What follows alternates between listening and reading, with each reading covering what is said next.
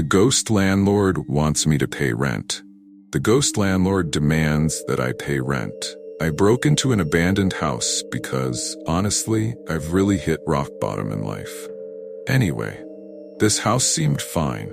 I mean, obviously I would prefer an actual house, but the life of living as a crazy party person has its downsides. I got a little comfy, just enjoying having somewhere to stay.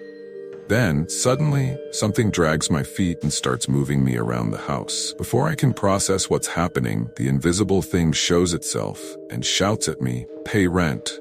Then, just as quickly, it disappears. A couple of hours later, it comes back to shout at me again, "Pay rent." I mean, the ghost is dead, so why does it need rent? What for?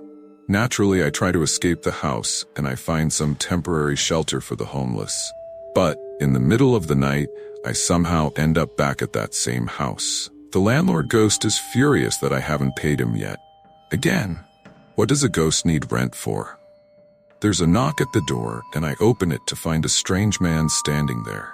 He has something bloody in his bag. It's his own leg. Yeah, he chopped it off to give it to me, because apparently ghost landlords require more. As I accept his severed leg, he hops away slowly, and the ghost landlord finally seems satisfied that I've paid my rent. After that, the landlord starts fixing up the house. It looks amazing. There's heating, electricity, even food. You know what? This ghost landlord isn't so bad after all. In fact, he's better than most living landlords. I now have a wonderful house all to myself. But then, random people start showing up at my door, offering me their chopped off limbs as rent payments.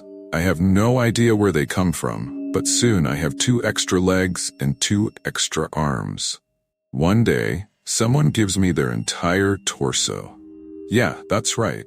Literally, their 2 arms, legs, and head are floating as they hand over their body. Other people are now paying my rent, and honestly, it's incredible. Then one day someone gives me their head for the ghost landlord. And I'm happy. So is the ghost landlord. Then it hits me. The ghost landlord has a full body now.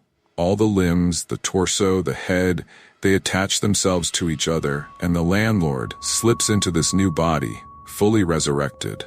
He simply walks out, like a brand new person, while the abandoned house reverts to its previous decrepit state. All the people who gave their limbs are standing outside. Turns out, it was all part of a ritual. All they needed was a tenant to get it started.